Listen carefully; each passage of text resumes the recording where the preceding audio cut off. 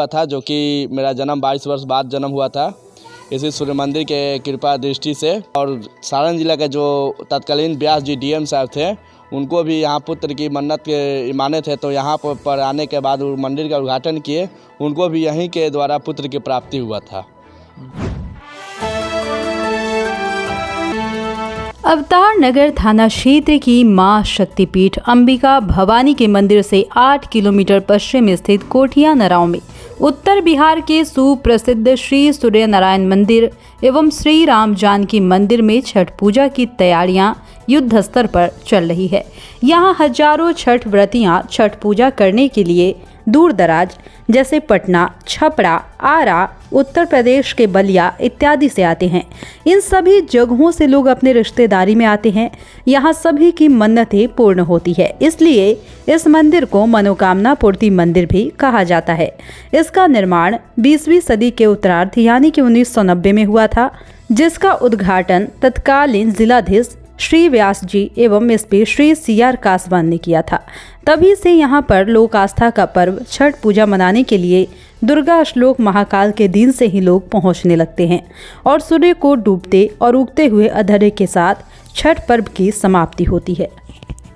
नमस्कार, आप देख रहे हैं DND न्यूज़ और मैं छपरा से प्रभास रंजन। अभी मैं आया हूं आपको लोक आस्था का महापर्व कहे जाने वाले छठ पूजा को लेकर के सूर्य मंदिर पर, जो कि उत्तर बिहार का यह पहला सूर्य मंदिर नराव सूर्य मंदिर है, जो कि आपको छपरा शहर से लगभग आपको 20 किलोमीटर की दूरी पर अवस्थित है, जो कि आपको गरखा प्रखंड में आता है। और यहाँ पर ऐसा मानता है कि जो भी व्यक्ति यहाँ पर जो भी कुछ अगर मानते हैं दिल से और वो छठ व्रत करते हैं, तो वो उनकी मनोकामना छठ भगवान की कृपा से पूर्ण होती है। और इसी को लेकर के आज मैं यहाँ पहुँचा हूँ। यहाँ पर की क्या क्या और विशेषताएं हैं, क्या व्यवस्थाएं यहाँ पर की जाती है, यहाँ युवा के लोग के तरफ से क्या व्यवस्थाएं होती हैं, प्रशासन भी अब इसमें इन्वॉल्व हो गया है, वह भी क्या व्यवस्था करते हैं, इसको लेकर के हम यहाँ जानेंगे। जो कि यहाँ पर एक युवक हैं आपको अमरजीत जी, जो कि यह भी शायद ऐसा माना है कि इनके माता पिता ने इन्हीं से जगह पर उनसे मांगा था और तब इनका जन्म हुआ था और उसमें ये हमेशा से कार्यरत रहे हैं।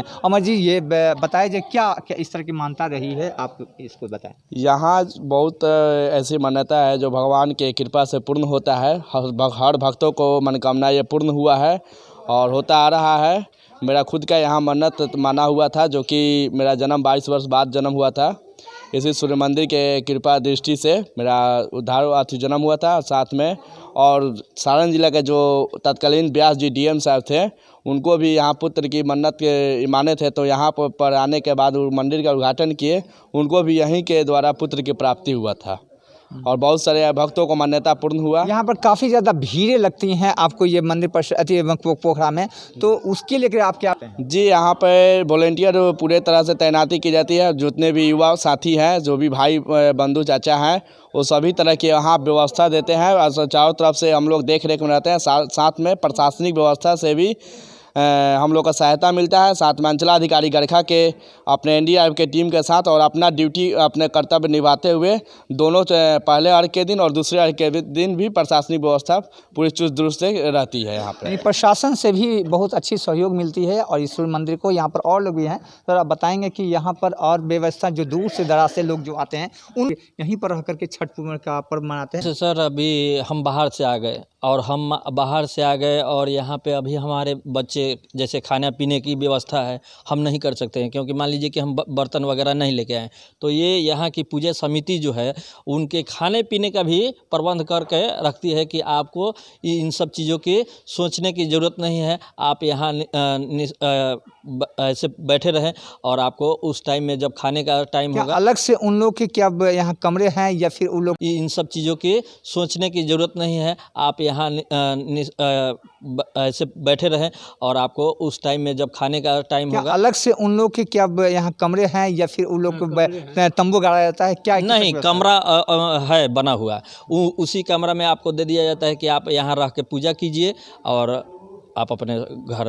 लाइटिंग की क्या व्यवस्था रहती है? लाइटिंग जो है वो सामाजिक जनरेटर यहाँ लगाया जाता है और उससे चारों तरफ बाहर क्षेत्र में भी और परिसर के भी एरिया में ऐसा है कि आपको NH 19 से ये काफ़ी ज़्यादा दूरी पर लगभग यहाँ पर 2-2.5 किलोमीटर दूरी पड़ता है। उसके लिए क्या व्यवस्थाएं होती है वहाँ से आने के लिए के लोगों का?